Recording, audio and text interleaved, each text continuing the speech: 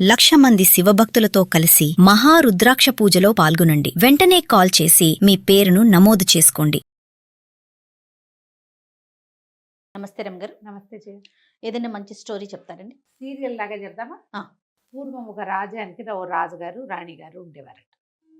పాపం వాళ్ళకి పిల్లలు లేరు. ముద్దుగా ఒక ఆడ గుర్ర పిల్లని పెంచుకున్నారు. దానికి పిల్లలు పుట్ల. అక్కడి నుంచి ఒక కుక్కని పెంచారు. కుక్కకి పిల్లలు పుట్ల. ఆడ కుక్క అంటే ఓ సంవత్సరంన్నర తిరిగేసరికల్లా అది అటు ఇటు తిరిగి పిల్లల్ని కనేస్తుంది. అది తిరిగేది కానీ దానికి పిల్లలు పుట్టేవి కాదు. ఉచిత IVF IUI కన్సల్టేషన్, ఉచిత అల్ట్రాసౌండ్ స్కాన్. 49 అంటే సంతానం, 49 అంటే సంతోషం. కుక్కకి పిల్లలు పుట్ల, గుర్రానికి పిల్లలు పుట్ల, రాజుగారికి రాణిగారికి కూడా పిల్లలు లేరు. ఆ కాలం ఏంటంటే రాజ కుటుంబమే రాజులుగా ఉండాలి. ఆయనకి కజిన్స్ కూడా లేరు. ముందు ఫస్ట్ కజిన్స్ అందరికీ ఎవరి రాజ్యాలు వాళ్ళకు ఉన్నాయి. కొంతమంది ఒకళ్ళిద్దరు ఏం చెప్పారంటే వాళ్ళ కజిన్స్లో ఎవరి పిల్లనైనా తెచ్చుకొని పెంచుకోండి, మరి మీకు సంతానం కలుగుతుంది అంటే. తెచ్చుకుని పెంచుకున్న కుక్కని గుర్రాన్ని వీడి పుట్టలేదు, మళ్ళీ వాడిని తెస్తే వాడికి ఏమవుతుందో అందుకని అట్లా తేలేదట. సరే ఏం చేశారు, కొంచెం రోజులు గడుస్తూ ఉన్నాయి. గడుస్తుంటే బాగా ఆలోచించి రాజుగారు పెద్ద చాటింపేశారట. మా గుర్రానికి మా కుక్కకి పిల్లలు పుట్టించేలాగా ఎవరైనా ఏదైనా మాయమో మంత్రమో యజ్ఞమో హోమమో జపమో తపమో మహత్తర మూలికలు ఏమైనా ఇచ్చేటట్టయితే వాళ్ళు కోరింది ఇస్తాము. వాళ్ళతో పాటు గుర్రానికి కుక్కకి కూడా మరి వాటికి కూడా సంతాన సాఫల్యం లేకపోతే ఒక జీవి వృధా కదా జయ. ఓకే. ఆడ జీవితం వృధా కదా, వాటికి సంతానం ఉండాలి. సరే ఆ వారా వీరా వచ్చారు, మందన్నారు, మంత్రం అన్నారు, మాకన్నారు, ఏమీ కాలేదు. ఇలా కొంతకాలం గడిచిన తర్వాత ఒకరోజు ఒక సన్యాసి వచ్చాడు. సన్యాసి వస్తే ఆ సన్యాసి రాజుగారి దగ్గరికి, అంతకుముందు వచ్చిన వాళ్ళందరూ ఏవో అవి ఇవి చేయించారు, ఏమీ ఫలించలేదు. వీళ్ళకి ఒక విసుగు పుట్టింది. రాజుగారిని సంతోషపెట్టాడు తన మాటలతో. సంతోషపెట్టి ఏమన్నాడు, ఏది కోరితే అది ఇస్తామన్నారు కదా అంటే ఇస్తామన్నారు. సరే అని చెప్పి 9 మాత్రలు ఇచ్చాడు. 9 మాత్రలు ఇచ్చి మీ రాణిగారికి ఒక 3 మాత్రలు, కుక్కకు ఒక 3, గుర్రానికి ఒక 3 వేయించేసాడు. రోజుకొకటి చొప్పున 3 నెలలు తిరిగేసరికి రాణిగారికి ఒక కొడుకు, గుర్రానికి ఒక పిల్ల, కుక్కకు ఒక పిల్ల పుడతాయి. ఆ రెండింటికి ఆడపిల్లలు, ఈమెకి మగపిల్ల. ఏదో ఒక పిల్ల. పిల్ల అంటే ఆడపిల్ల కదా? కాదు. ఓకే. పిల్ల అంటే గుర్ర పిల్లని, ఆడపిల్ల మగపిల్ల ఏదో ఒక పిల్ల కుమారుడు కలుగుతాడు. నెల తిరిగాక మళ్ళీ రాణిగారికి ఒక కొడుకు, కుక్కకు ఒక పిల్ల, గుర్రానికి ఒక పిల్ల పుడతాయి. విని వాళ్ళు విచిత్రంగా చూస్తారు, ఏమిటి ఏం చెప్తున్నాడు ఈయనని. నీకు కూడా క్వశ్చన్ మార్కు. 3వ నెలలో మళ్ళీ రాణిగారికి ఒక కుమారుడు, గుర్రానికి ఒక పిల్ల, కుక్కకు ఒక పిల్ల పుడతాయి. నెల ఒక గ్యాప్తో, ఒక 1 మంత్ నెల గ్యాప్తో నీకు 3 కుమారులు, గుర్రానికి 3 పిల్లలు, కుక్కకి 3 పిల్లలు పుడతాయి. నేను ఎప్పుడు వచ్చినా ఓ పిల్లని, ఓ గుర్ర పిల్లని, ఒక్కొక్క పిల్లని నాకు ఇచ్చేయాలి అంతే. ఒక్కసారి వస్తాడా? ఎప్పుడు వచ్చినా ఇచ్చేస్తానే ఉండాలి? ఎప్పుడో వస్తా, నేను వచ్చినప్పుడు వచ్చిస్తాడా? నేను ఎప్పుడు వస్తే అప్పుడు ఒక పిల్లాన్ని ఇవ్వాలి నాకు. పిల్లాడితో పాటు ఒక కుక్క, ఓ గుర్రం కూడా. రైట్. నా వల్ల కలిగిన సంతానం, నేను ఇచ్చిన మందు వల్ల. ఇది ఒక మంత్రం అని, మాయని వీళ్ళని నమ్మించాడు. వినే జనమంతా 3వ నెలలో కుక్కకో గుర్రానికో పిల్లలు పుడితే ఓకే. రాణిగారికి 3 నెలలకే పిల్లాడేట పుడతాడు, గర్భం 9 నెలలు కదా. ఇదేదో మాయ మంత్రం వేస్తాడు. 6వ నెల వచ్చేసరికి మాత్ర వేసుకున్న 6వ నెలకి 3 కుమారులు ఉంటారు రాణిగారి దగ్గర. ఎలాగైనా సంతానం కావాలి, ఈ రాజ్యానికి వారసులు కావాలి. ఆలోచించుకున్నారు. ఈ పని చెయ్యాలో వద్దో తెలియలే. పైగా పిల్లాడిని పుట్టాడు, బాగానే ఉంది, ఇచ్చేయడం ఎట్టా? ఓ 2 పూటలు గింజుకున్నారు. అక్కడి నుంచి మంత్రి గారు వాళ్ళు వీళ్ళు అన్నారు, అసలు జరుగుతుందండి, ఏమిటో వింతగా చెప్తున్నాడు, ఇది బహువింత. కుక్కకి 3 నెలలు 4 నెలల గర్భంతో పుట్టేస్తాయి పిల్లలు, గుర్రాలకు పుట్టమనుకుంటా. గుర్రానికి ఇంకొంచెం టైం కావాలనుకుంటున్నాను నేను, నాకు తెలిసినంత మటుకు. మనుషులకి 10 నెలలు కావాలి, మనకు ఎలాగో తెలుసు. ఇది వింత. జరిగితే ఆశ్చర్యం, జరిగింది అనుకో 3 పిల్లలు కదా, మరి ఒక పిల్లాన్ని ఇద్దాం పోని, పిల్లాన్ని ఇచ్చేద్దాం పోనీ అని రాజు రాణిని ఒప్పించారు. సరే సన్యాసి మాట ఒప్పుకొని వీళ్ళు బాగా ఆలోచించుకుని సరే మాత్రలు తీసుకున్నారు. 3 మాత్రలు రాణిగారికి తినిపించేశారు, వేసేసుకున్నారు. కుక్కకి 3 మాత్రలు తినిపించారు, గుర్రానికి 3 మాత్రలు మింగించారు. నెల తిరిగేసరికి రాణిగారికి ఇంతెత్తు గర్భం, కుక్క గుర్రం నిదానంగా నడిచేవి. నెల తిరిగేసరికి పిల్లాడు పుట్టాడు రాణిగారికి. నెల తిరిగేసరికి అయింది. నెల తిరిగేసరికి కాదులే, 3 నెలలు తిరిగేసరికి 3 నెలలు తిరిగేసరికి రాణిగారి చెప్పినట్టు జరిగింది. ఒక కుమారుడు పుట్టగానే దానికో పిల్ల దీనికో పిల్ల పుట్టేసరికి జనం అంతా సంతోషించారు. ఇంకేముంది, నిజం జరిగింది. మాతలు మింగితే ఏమవుతుంది అనుకున్నారు వీళ్ళు. చూద్దాం పిల్లలు పుట్టినప్పటి సంగతి కదా. 3 నెలలు అయింది, పిల్లాడు పుట్టాడు. నెల తిరిగేసరికల్లా రాణిగారు మళ్ళీ ప్రసవించింది ఇంకో కొడుకు. కుక్క ప్రసవించింది, దానికో పిల్ల. గుర్రం ప్రసవించింది, దానికి ఇంకో పిల్ల. ఇంకో నెల తిరిగేసరికల్లా రాణిగారికి 3వ కుమారుడు కలిగాడు. చక్కగా అచ్చుకుద్దినట్టు ఒకేలా ఉన్నారు పిల్లలు. 3 కుక్క పిల్లలు, 3 గుర్ర పిల్లలు, 3 రాజుగారి కొడుకులు, ముగ్గురు. చక్కగా పిల్లల్ని సంతోషంగా పెంచుకున్నారు. ఈ పిల్లలు పుట్టిన సందర్భంలో దేశం అంతా పండగలు చేసుకున్నారు. కుక్క గుర్రం తమ జీవన సాఫల్యం లభించినందుకు ఎంతో సంతోషంగా హాయిగా తిరుగుతూ ఉండేది. సరే, చాలా రోజులు గడిచింది. పిల్లలు కొంచెం పెద్దవాళ్ళు అయ్యారు. ఆ సన్యాసి రాలేదు ఎప్పటికీ.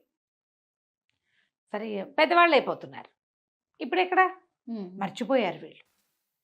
పిల్లలకి 20 సంవత్సరాల వయసు వచ్చాక, మామూలుగా మనకి కుక్క గుర్రము 20 ఏళ్ళు బతకం, అవును కదా. కానీ ఇవి బతికే ఉన్నాయి. ఇవి మంత్రం వల్ల పుట్టినాయి. 19 ఏళ్ళు, 18, 19, 20 పూర్తిగా 18, 19 సంవత్సరాలు వచ్చేసరికి వచ్చాడు. అడిగిపోయారు వీళ్ళు. ఏం చేయాలో తెలియలే.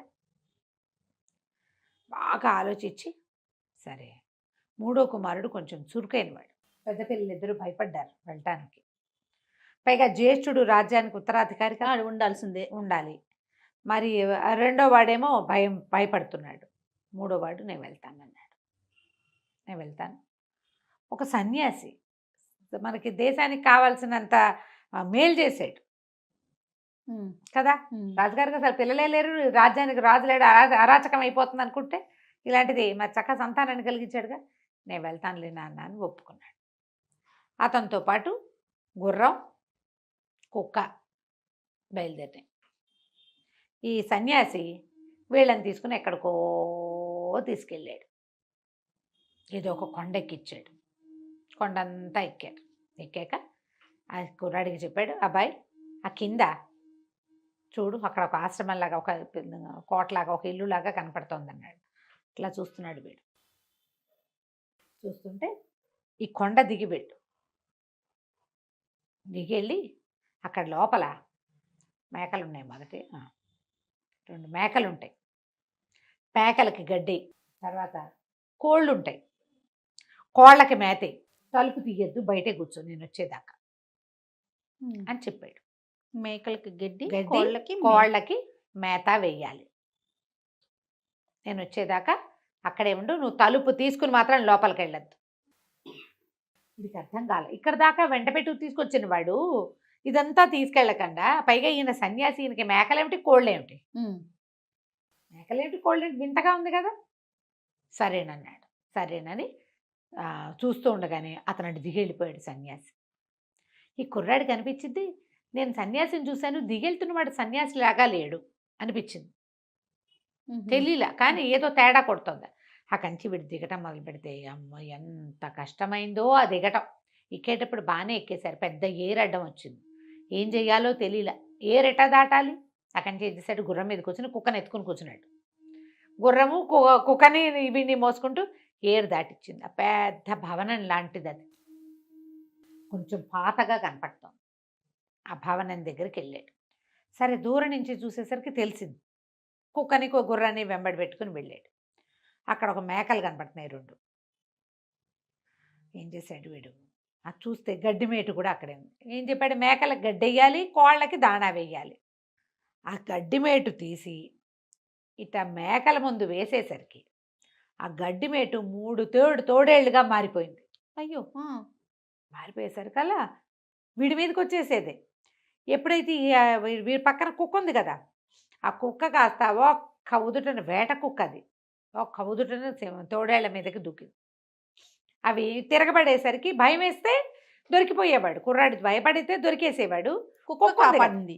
కుక్క మీద పడేసరికల్లా వాళ్ళు ఆ తోడేళ్ళు 3, ఈమె 2 మేకలు 3 మేకలు ఉన్నాయి అక్కడ, మేకల్ని మెడకరుచుకుని అడవిలోకి పరిగెత్తేసింది. నిర్ఘాంతపోయాడు. గుర్రము బెదిరింది, కుక్క బెదిరింది, కానీ అది గై గై గై గైమని అరుస్తాయి కుక్కలు చాలాసేపటి దాకా. వీడికి అదురుచ్చేసింది పిల్లాడికి. ముందు సన్యాసి ఏం చెప్పాడు, నువ్వు తలుపు తీయకుండా ఉండాలి, తలుపు తీస్తే చచ్చారే మీ ముగ్గురు అన్నాడు.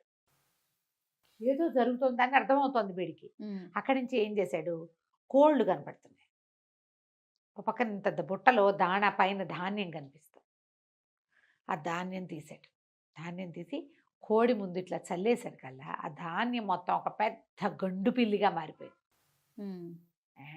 అది వీడిని చూసేసరికి జనరల్గానే కుక్కలు పిల్లుని చూసేసరికి ఒక తిక్కరైపోతుంది వాటికి. ఈ కుక్క కాస్త లంఘించి దూకింది ఆ పిల్లి మీదకి. దూకేసరికి ఆ పిల్లి ఏం చేసింది, ఇక దీన్ని వదిలిపెట్టేసి దాన్ని పట్టేసి దాన్ని కోళ్ళు ఒకటో రెండో మెడకరుచుకుని పరిగెత్తి పారిపోయింది. సరే గుర్రం వచ్చి వీడి దగ్గర కూర్చుంది. వాకిట్లో కూర్చుంటారు. గుర్రం వచ్చి ఒక పక్కన నుంచింది, కుక్క వచ్చి పక్కన కూర్చుంది. ఒక 10 నిమిషాలు 20 నిమిషాలు ఆలోచించాడు. ఈ రెండు ఎంతో విడ్డూరంగా ఉన్నాయి. సరే మనం కాపాడబడ్డాం. తోడేళ్ళు మనం ఎదుగు దూకలా, పిల్లి కూడా మెడ కొరికేసేలాగా నింటుంది పిల్లది. లోపలేముందో చూద్దామనిపించింది. సరే తలుపు బలంగా తోసాడు. తోస్తే తలుపు తెరుచుకుంది. కుక్క గుర్రం బయటే నుంచుంది. వాటికి అంత ఇళ్లలోకి తిరిగే అలవాటు ఉన్నవి కాదు అవి. బయట నిలబడితే వీడు లోపలికి వెళ్ళాడు. అంత ఖాళీగా ఉంది. ఏవో గదుల్లో రకరకాల సామాన్లు ఉన్నాయి. ఇంకా ఇంకా లోపలికి వెళ్తే ఒక పెద్ద గదిలో బ్రహ్మాండమైన మంచం ఒకటి ఉంది. దాని మీద ఒక 14-16 సంవత్సరాల పిల్ల ఒకటి పడుకుని నిద్రపోతాడు. చనిపోయాడు. కాళ్ళు శబ్దం చేశాడు. మనిషి వస్తే లేవరు. ఇట్లా అన్నాడు. కాళ్ళు శబ్దం చేశాడు. అవి ఇవి కదిపాడు. పిల్ల కదలటల్లా. ఏమిటి లేచి రాదు, అసలు బతికుందా అని దగ్గరికి వెళ్ళి చూశాడు. ఆ అమ్మాయి ఎప్పుడో నిద్రపోయినట్టుంది. ఎంతసేపు అయింది నిద్రపోయి, గాఢమైన నిద్రలో ఉంది. కదలికే లేదు. చిటికలు వేసినా లేదు, ముట్టుకున్నా లేదు. వీడు అట్లా దగ్గర నుంచి చూస్తుంటే అమ్మాయికి ఇక్కడ చెవి పక్కన జుట్టు మీద ఒక తెల్లటి ఇంత గులాబీ పువ్వు లాంటిది ఒక పువ్వు పెట్టింది. ఇప్పుడు పెట్టినట్టు పువ్వు నలిగిపోదు పడుకున్న వాళ్ళకి తల్లో. నలగలేదని ఆ పువ్వు ఇట్ట తీశాడు. తీయంగానే పిల్ల కళ్ళు విప్పి చూస్తుంది. ఎవరు నువ్వు అని. తెల్లబోయాడు. ఇదేంటి పువ్వు తీయగానే లేచావు అన్నాక, నువ్వెవరితో వచ్చావు, ఎప్పుడు వచ్చావు, ఏం చేసావు అని అడిగింది. నాతో పాటు నా కుక్క గుర్రం వచ్చాయి. ఓ సన్యాసి మా పుట్టక్క ఆయనే కారణంట. మా నాన్న వాళ్ళేమో నన్ను అతనితో పంపించారు. ఇదంతా దాటమన్నాడు. కిందకు వచ్చాను. ఏరు దాటడానికి భయపడినా వీడి పని అయిపోయేది. వాడు ఆ ఏరు ఎట్టా దాటాడు, గుర్రం సహాయంతో దాటేశాడు. కుక్క సహాయంతో ఆ రెండింటిని జయించేశాడు. ఇలా అయింది అనగానే ఆ అమ్మాయి చెప్పింది, కూర్చోబెట్టి ఒక చెప్పింది ఏమిటి, వాడు సన్యాసి కాదు, వాడు ఒక రాక్షసుడు. వాడు మనుషుల గుండెకాయలు తింటాడు. ఆ గుండె ఎట్లా తింటాడు, వాడు భయపడిన వాళ్ళ గుండె తినాలి, వాడి లెక్క అది. అందుకని ఏదో ఒక కష్టమైన పని చెప్తాడు. ఆ పని చేయడానికి భయపడితే వాళ్ళ గుండె అతనికి దొరికేస్తుంది. నిన్నేం చంపి తినలేడు వాడు. నువ్వు భయపడినప్పుడే నీ గుండె వాడికి దొరుకుతుంది. నిన్ను పట్టుకోగలుగుతాడు. అందుకని ఎంతమంది గుండెకాయలో తిన్నాడు వాడు. భయపడాలంతే. అందుకని మీరు చెయ్యలేనంత కష్టమైన పనిని చెప్తాడు. నువ్వు ఆ గంటు దిగలేవు, ఆ ఏరు దాటలేవు అనుకున్నాడు. నువ్వు భయపడ్డావా, దొరికేసేవాడివి. భయపడలేదు కాబట్టి అక్కడి నుంచి తప్పించుకున్నావు. తోడేళ్ళు వచ్చినాయి, నువ్వు భయపడలా, కుక్క ఉంది. పిల్లి వచ్చింది, నువ్వు భయపడలా, కుక్క ఉంది. నన్ను కూడా అలాగే తెచ్చాడు. కానీ ఎందుకో నా మీద ప్రీతి కలిగి నన్ను పెంచుకుంటున్నాడు. పగలల్లా నేను మామూలుగానే ఉంటాను. తను ఎక్కడికైనా వెళ్ళేటప్పుడు నన్ను నా తలలో ఈ పువ్వు పెట్టి వెళ్తాడు. ఆ పువ్వు పెట్టంగానే నేను నిద్రపోతాను అనేసరికల్లా మరి ఇప్పుడు ఏం చేయాలి అన్నాడు. ఏం చేయటం ఏముంది, తప్పించుకోవచ్చు. నీకు రేపు ఏం పని చెప్తాడో నాకు తెలుసు. నేను చెప్తాను అది నీకు. నువ్వు చెప్పిన ప్రకారం నువ్వు చేసావా, తప్పించుకుంటావు అంటే సరే ఏం చెయ్యాలి, ఏం చేస్తావంటే రేపు ఇప్పుడు నువ్వు ఇక్కడే ఉన్నావనుకో, నిన్ను చూసి ఏమంటాడు, ఒక నుయ్యి దగ్గరికి తీసుకెళ్తాడు. నేను ఆ నుయ్యి చుట్టూతా ప్రదక్షిణం చేయమంటాడు. నువ్వేం చేస్తావు, కత్తి దగ్గర పెట్టుకో. రాజకుమారుడు కదా, కత్తి ఉంది. నువ్వు ముందు నడువు, నేను నడవలేను, నాకు భయము, నాకు చేత కాదు, నువ్వు ముందు నడువు అని చెప్పు. ఆయన ముందు నడుస్తాడు అతను.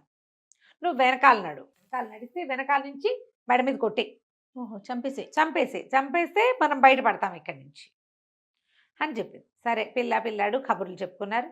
మీరు ఎంతమంది, మీది ఏ ఊరు, మీది ఎక్కడ, అదే ఇది అన్ని కుశలం కనుక్కున్నారు. ఇక నువ్వు వెళ్ళిపో, వచ్చేస్తాడు, ఆ పువ్వు నా చెవిలో పెట్టు అంది. పిల్ల పడుకుని ఆ పువ్వు చెవిలో పెట్టాడు. ఆ పిల్ల ఇంకా అత్తే మాగన్ను, ఇంకా తనకేం తెలియదు. ఏమీ తెలియదు, ఇక నిద్రపోతుంది. వీడు గబగబా బయటకు వచ్చేసాడు. వచ్చేసి తలుపు దగ్గరగా వేసి గుమ్మంలో కూర్చున్నాడు. ఒక్కో పక్కన గుర్రం పక్కన నుంచుండగా సరే రాక్షసుడు వాడు సన్యాసి రూపంలోనే వచ్చాడు. ఆశ్చర్యపోయాడు. వీడు బతికే ఉండటం, మామూలుగా ఉండటం, ఏమీ భయపడలేదు. ఉమ్. సరే సరే ఓ పని చేద్దాం, ప్రస్తుతానికి వాళ్ళకి ఇక్కడ ఉండు, రేపొద్దున్న నీకు ఓ పని చెప్తా అన్నాడు. రాత్రి అక్కడే పడుకున్నాడు కుర్రాడు బయటే. సన్యాసి లోపలికి వెళ్ళిపోయి ఆ పిల్లని మెలకు తెప్పించాడు. ఇద్దరు కలిసి ఏదో తిన్నారు, తాగారు, పడుకున్నారు. మరునాడు ఉదయం లేచి వచ్చి కుర్రాన్ని పిలిచి లోపల ఒక బ్రహ్మాండమైన నుయ్యి ఉంది, ఆ నూతికి ఒక ప్రదక్షిణం చేయాలి. మనం ప్రదక్షిణం చేసి నూతిలోకి దిగి నాకు కావాల్సిన వస్తువు తీసిపెడదు కానీ నువ్వు రాకుమారుడు కదా అన్నాడు. కుర్రాడు ఒప్పుకున్నాడు. నువ్వు దాకా వెళ్ళారు. అది ఎట్లా ఉందంటే ఈ బిల్డింగ్ లోపలికి వెళ్ళిపోతే లోపల ఎక్కడో కొంచెం చీకటిగా మాగన్నుగా మూతగా ఉన్న ప్రాంతం, అది పెద్ద నుయ్యి, చాలా పెద్దది.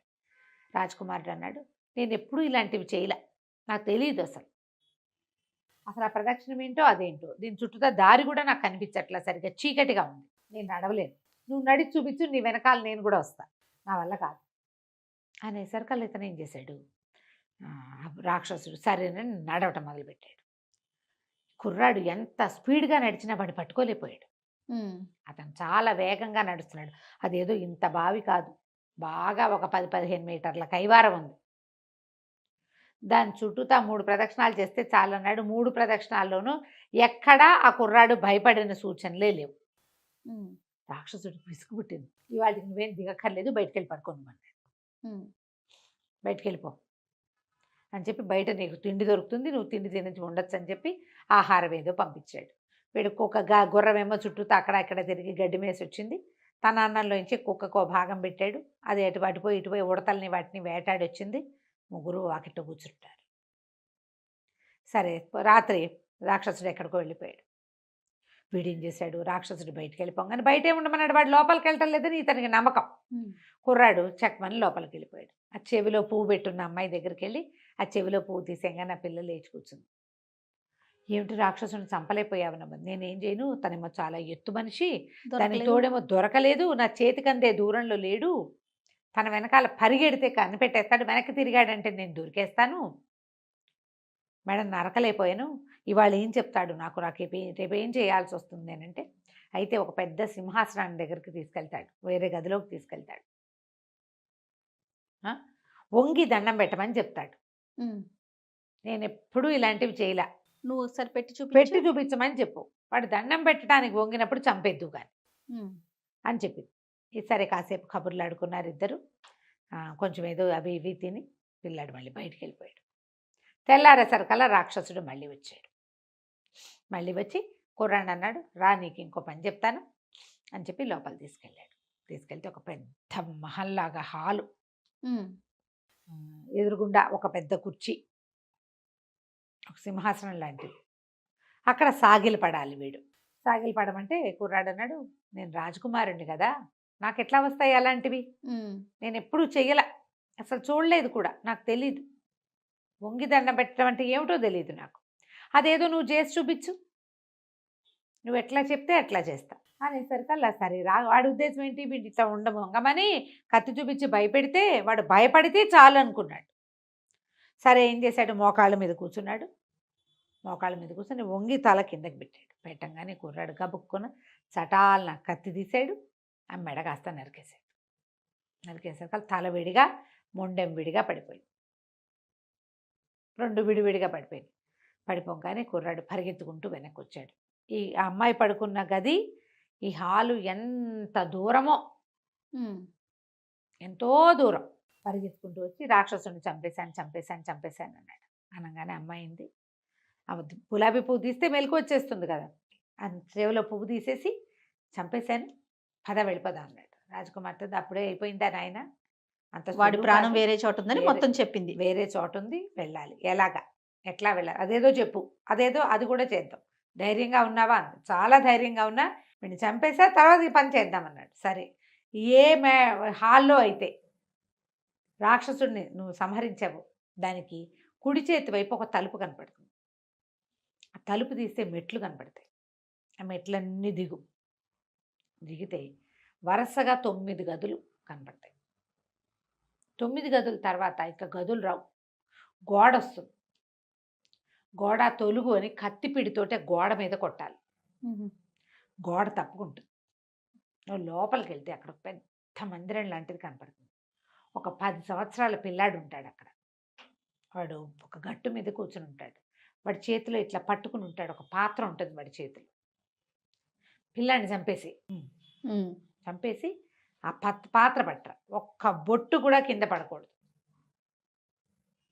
రాక్షసుడు చంపిన వాళ్ళ ప్రాణాలన్నీ ఆ బొట్ల రూపంలో అందులో ఉన్నాయి. ఒక్కొక్క డ్రాపు, ఒక్కొక్క ప్రాణం. అది పట్టుకొస్తే అప్పుడు మనం వీడిని చంపినట్టు మనం వెళ్ళిపోవచ్చు. అందుకే నా భయపడొద్దని చెప్పింది. భయపడకూడదు. 9 గదులు, ఇది ఎన్ని మెట్లో దిగాలి. అక్కడి నుంచి ఏం చేశాడు, సరే ఈ అమ్మాయిని ఇక్కడ వదిలిపెట్టి ఆ హాల్లోకి వెళ్ళాడు. భయపడలేవాడు. ఇప్పుడు ఇంత చేసాం, ఇంకోటి చేసేయాలని చూస్తే రాక్షసుడు గంటలోనేట బతికేది, పూట కాదుట. ఆ గంటలో ఈ పని అయిపోవాలి.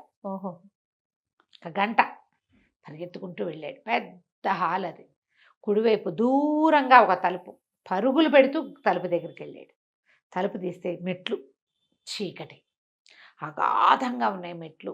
ఎట్లా దిగాడో, పరుగులు పరుగులు పరుగులు పరుగుల మీద ఏ 200-300 మెట్లు ఉన్నాయో ఆ మెట్లన్నీ దిగితే ఒక గది కనపడింది.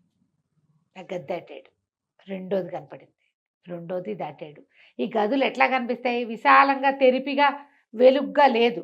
కొంచెం మాగన్ను చీకటి, ఒక మాదిరి చీకటి, కొంచెం కాస్త వెలుతురు కనపడుతోంది. గది దాటుతున్నామో అని అర్థమవుతోంది. 1, 2, 3, 4 లెక్క పెట్టుకుంటూ వెళ్ళాడు. ప్రతి గదికి మధ్యలో కూడా గోడలు ఉన్నాయి. అవి అడ్డం పట్టాల, గోడ అయితే కనపడుతోంది. 9 గోడలు, 9 గదులు దాటాక లెక్క పెట్టుకున్నాడు. ఏం చేశాడు, ఒక పెద్ద గోడ కనిపించిన తర్వాత ఇంకేం లేవు. కత్తి తీసి పిడి పెట్టి కొట్టాడు దాని మీద. గోడ తెరుచుకో, తప్పుకో, దారి ఇవ్వమన్నాడు. ఆ గోడ ఇట్లా పక్కకి జరిగిపోయింది.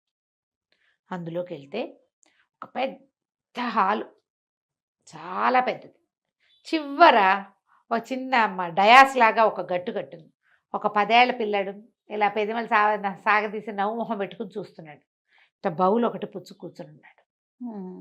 వీడికి అనిపించింది, చిన్నపిల్లాడిని చంపాలా, పిల్లాడిని చంపేసేస్తాం మనం. బాగా దిటవ్ చేసుకున్నాడు. దగ్గరికి వెళ్ళి కత్తి తీసి ఒక్కటే పోటు. పిల్లాడు చచ్చి పడిపోలా, ఇట్లా బిగుసిపోయాడు అంతే. వాడు కొయ్యబారిపోయాడు. ఎలా ఉన్నవాడు అలాగే ఉండిపోయాడు. వీడు అలాగా కత్తి దీంట్లో పెట్టుకుని వరలో పెట్టి ఆ ద్రావకాన్ని ఇట్లా పట్టుకున్నాడు. వీడిని చంపేస్తే ఇక వాడు రాడు. ఇప్పుడు మనం భయపడక్కర్లా. ఇందాక ఏం చేశాడు, పరుగులు పెట్టుకుంటూ వచ్చాడు. ఇప్పుడు ఇది అటు ఇటు కదిపి పరిగెత్తాడంటే గోవిందా మొత్తం. దీన్ని పుచ్చుకుని మెల్లిగా ఒక్కో గది ఈ హాలే ఎంత ఉంది, 1 కిలోమీటర్ 1/2 కిలోమీటర్ ఉంది, ఇంత పెద్దది. ఇదంతా నడిచాడు. ఇప్పుడు ఎలా అంటే మనం ఒక ద్రవ పదార్థాలు పట్టుకుని నడిచేటప్పుడు రోడ్డు కేసు చూస్తే ఇది పడిపోతుంది, దీని కేసు చూస్తే దారి గడవదు ఎప్పటికీ. మెల్లిగా నడుచుకుంటూ వచ్చాడు. ఆ గోడ తప్పుకునే ఉంది, అదేమి సరే మామూలుగా అయిపోలే. ఆ గోడ దాటి 1, 2, 3 లెక్క పెట్టుకుంటూ 9 గదులు దాటాడు. మెట్లు వచ్చాయి. ఇందాక 300 మెట్లు దిగేశాడు. ఇప్పుడు ఎక్కాలి. ఇది పుచ్చుకొని ఒక్కో మెట్టు నిదానంగా ఈ దీని మీదే దృష్టి పెట్టుకుని చుక్క పడనివ్వకుండా తెమ్మంది. ఈ చుక్క మొత్తం పుచ్చుకెళ్ళాడు. ఎంత సమయం పట్టిందో. వచ్చేటప్పుడు గంటలో మొత్తం క్రియంతా చేసేది. ఇప్పుడు 3 గంటలు పట్టింది ఈ ప్రోగ్రామ్కి. సాయంకాలం అయిపోతుంది. అక్కడి నుంచి అమ్మాయి తొందరగా చీకటి పడితే మన ప్రయోజనం, చీకటి రాత్రి అయిందంటే ప్రయోజనం సిద్ధించదు అని చెప్పి ఇది ఆ ద్రావకాన్ని పుచ్చుకుని నువ్వు నాతో రా అని తీసుకెళ్ళింది. ఏ హాల్లో ఈ రాక్షసుడు చచ్చిపోయాడో దానికి పెడగా ఒక పెద్ద హాల్ ఉంది. అందులో 1000కి పైగా శవాలు ఉన్నాయి. ఈ రాక్షసుడు గుండెకాయలు తీసేసిన వాడు. అందులో పిల్లలు ఉన్నారు, ఆడవాళ్ళు ఉన్నారు, ముసలి వాళ్ళు ఉన్నారు, పల్లెటూరు వాళ్ళు, పట్నం వాళ్ళు, రాజకుమారులు, రాజులు, రాణులు, ఎంతమందో శవాలు అలా పడ్డాయి. ఎవరికి గుండెలు పడున్నాయి. పిల్ల ఏం చేసింది, ఒక్కో వేలు ముంచి ఒక్కో బొట్టు ఒక్కొక్క శవం మీద వేసింది. ఒక్కొక్కళ్ళు పీనుగల్లాగా పడి ఉన్న వాళ్ళంతా లేవడం మొదలుపెట్టారు. వాళ్ళ జీవాలు వాడు ఆ గుండెకాయ తినేసి ఒక్క డ్రాపు అందులో వేసి పెట్టేవాడు అనమాట ద్రావకంలో. 1000కి పైగా. చీకటి పడే లోపల ఇద్దరు కలిసి ఒక్కో చుక్క వేసి శవాలన్నిటి మీద లేవదీశారు. అందరూ ఆశ్చర్యపోయారు, బతికే ఉన్నామా అని. అందులో ఒకడు కొన్ని వందల సంవత్సరాల క్రితం వచ్చిన వాళ్ళు కూడా ఉన్నారు. ఎప్పుడో 100 ఏళ్ళ నుంచి 100 ఏళ్ల క్రితం వాడు వాళ్ళ ఊరు పోయి ఏం చేస్తాడో తెలియదు. కానీ మాది ఫలానా ఊరు ఫలానా ప్రాంతం అని మాట్లాడుకున్నారు. అందరూ బోళ్ళని కృతజ్ఞతలు చెప్పారు. ఈ రాజకుమార్తెని 4 ఏళ్ల వయసులో తెచ్చాడు. దానికి ఇప్పుడు 16 ఏళ్ళు. వాళ్ళదే ఊరు అమ్మాయికి తెలుసు. అక్కడి నుంచి కొంతమంది సైనికులు కూడా ఉన్నారు ఆ ఊరి వాళ్ళు. వాళ్ళకి రాజకుమార్తె ఉందని కూడా తెలీదు. వీళ్ళ నాన్న రాజని తెలుసు. అంటే ఈ పిల్ల రాకముందే వాళ్ళు వచ్చారనమాట. అదే సరే ఆ మొత్తం మీద ఎవరి ఊళ్ళకి వాళ్ళని బయలుదేరి తీశారు. మన రాజకుమారుడు మూడోవాడు ఈ యువరాణిని, ఒక రాజకుమార్తె కదా, గుర్రం ఎక్కించుకుని, గుర్రం ఉంది కదా వీళ్ళ దగ్గర, సరే కుక్క సహాయంతో ఆ నదులు వాగులు దాటుకుంటూ వాళ్ళ ఊరికి వాళ్ళ ఇంటికి తీసుకుపోయాడు. రాజు రాణి ఆశ్చర్యపోయారు, ప్రజలంతా ఆశ్చర్యపోయారు. మళ్ళీ వెనక్కి వచ్చారు వీళ్ళు. వెనక్కి వచ్చేసరికి సరే వాళ్ళు మొత్తం కనుక్కున్నారు. ఈ సన్యాసి తనకు ఒక గుండె కావాలి, ఆ గుండె కావడం కోసం ఎంతమందికో పిల్లలు పుట్టించాడు. ఓహో, రాక్షసమాయతోటి. కానీ వీళ్ళకి సంతానం అయితే సాఫల్యం కుదిరింది కదా. అదైతే నిజమే. అక్కడి నుంచి ఊరంతా పెద్ద పండగ చేసుకున్నారు. ఈ రాజుగారికి ఏ రాజుగారి కుమార్తె ఈమెను భావిస్తున్నారో అది బాగా దూరం. వాళ్ళకి ఉత్తరాలు పంపించారు, మీ అమ్మాయి బతికే ఉంది, మా అబ్బాయి తెచ్చాడు, మీరు వచ్చి చూడండి అని. వాళ్ళంతా మంది మార్బలంతో సహా వచ్చారు ఇక్కడికి. వచ్చి చాలా సంతోషించి ఈ రాక్షసుడు సన్యాసే, అతని వల్లే రాజుగారికి కూడా సంతానం కలిగింది, అమ్మాయి కూడా ఆయన వల్ల పుట్టిందే, అతను ఇచ్చిన మందు వల్ల. అక్కడి నుంచి చాలా సంతోషించారు. తర్వాత ఏమన్నారు, ఇంత అద్భుతమైన క్రియ చేశాడు మీ వాడు, మా పిల్లని మీ అబ్బాయికి ఇచ్చి పెళ్లి చేస్తాం. మీ రాజ్యానికి మీకు పెద్ద పిల్లలు ఉన్నారు కదా, మా రాజ్యానికి ఇంకా మాకు పిల్లలు లేరు, ఈ అబ్బాయిని తీసుకుపోయి మా రాజుని చేసుకుంటాము అని చెప్పి రాజు రాణిని ఒప్పించి అంగరంగ వైభవంగా పెళ్లి చేశారు ఆ పిల్లలిద్దరికి. అప్పుడు తప్పించుకున్న ఆ 1000 మంది, ప్రాణాలు వచ్చిన 1000 మంది